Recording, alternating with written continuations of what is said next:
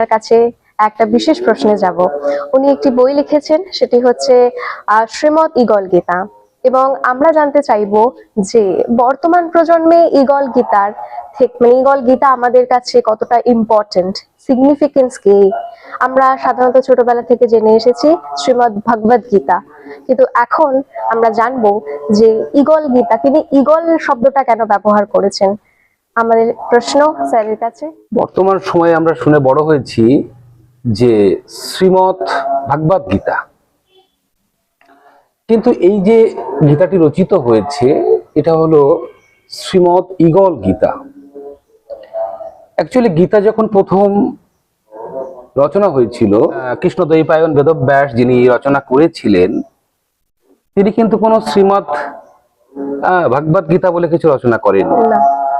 তিনি যেটা করেছিলেন গীতা, কিন্তু পরবর্তীতে বিভিন্ন ট্র্যাডিশন এসছে, আর সেই ট্র্যাডিশন অনুযায়ী গীতাকে তারা তাদের মতো করে করে নিয়েছে এবং তারা নাম দিয়েছে শ্রীমৎ ভাগবত, অর্থাৎ যার মধ্যে ভগবানের কথা লেখা আছে। এখানে শ্রীমৎ ঈগল গীতা মানে এই নয় যে এটা ওই শ্রীমৎ ভাগবত গীতা বিরোধী, এমনটা নয়।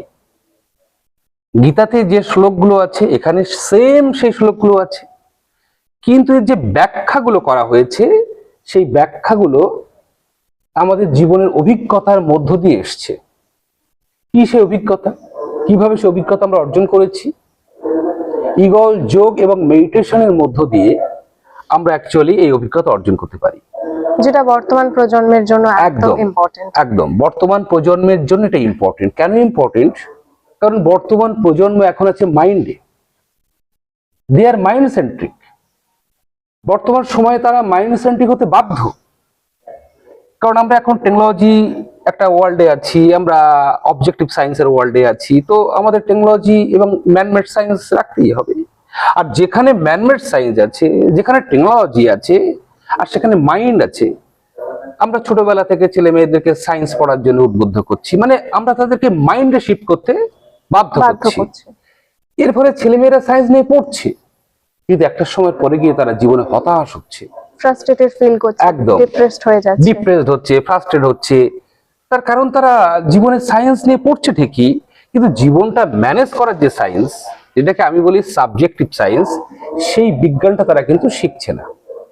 তারা যে বিজ্ঞান শিখছে সেটা অবজেক্টিভ সায়েন্স, সেটাও দরকার, আমি বলছি না যে ওটা দরকার নেই, অবশ্যই দরকার, কিন্তু পাশাপাশি সাবজেক্টিভ সায়েন্সটাও দরকার। এই দুটো বিজ্ঞান যখন মার্জ হয়ে যাবে তখন একজন ছেলে মেয়ে বা বর্তমান প্রজন্ম যারা ভবিষ্যৎ আমাদের সামনে, তারা মাইন্ড এবং হার্টের মধ্যে একটা না ইনার ব্রিজিং তৈরি করতে পারে, একটা হারমোনি তৈরি হবে। এই যে ইনার হারমোনিটা তৈরি হবে, এই হারমোনির মধ্য দিয়ে তারা জীবনে তারা সিম্প্যাথেটিক মোডে শিফট করতে পারবে, যেটা হচ্ছে আমাদের রিল্যাক্স মোড। এর মধ্য দিয়ে তারা জীবনে শান্তি পাবে, তারা কাজও করবে, স্ট্রেস আসবে, কিন্তু স্ট্রেস রিলিফ করার জন্য তাদের কাছে থাকবে স্ট্রেস। একদম। তো শ্রীমৎ ঈগল গীতা হচ্ছে এই ঈগল যোগ এবং মেডিটেশন থেকে আমরা যে অভিজ্ঞতা অর্জন করি, সেই অভিজ্ঞতাটাই হলো শ্রীমৎ ঈগল গীতা। This is bilingual. আগেকার দিনে সংস্কৃত শব্দের মতো নয় যে কঠিন শব্দ সেগুলোকে আলাদা করে ট্রান্সলেট করতে হবে না, এই বইটাতে সমস্ত কিছু ট্রান্সলেট করে দেওয়া আছে ওয়ার্ড টু ওয়ার্ড।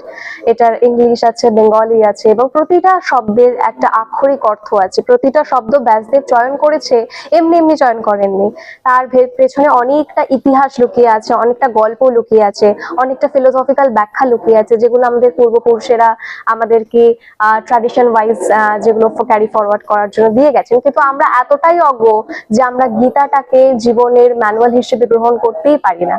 তো সেই জন্য বর্তমান প্রজন্মের কাছে একটাই অনুরোধ, আপনারা ভেতর থেকে চেষ্টা করুন।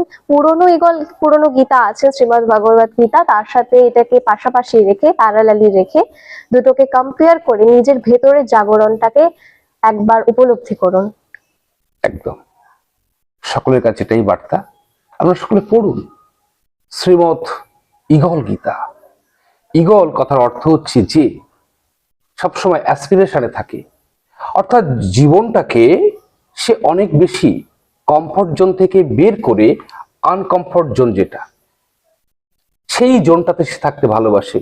কারণ আমাদের জীবন কিন্তু কমফর্ট জোনে গ্রো করে না। ঈগলের এমন অনেক চরিত্র আছে যেগুলো আমাদের জীবনের সঙ্গে যুক্ত, আর সেই জন্যই এই গীতার নাম দেওয়া হয়েছে শ্রীমৎ ঈগল গীতা। ঈগল গীতা, বর্তমান প্রজন্মের জীবন দর্শন।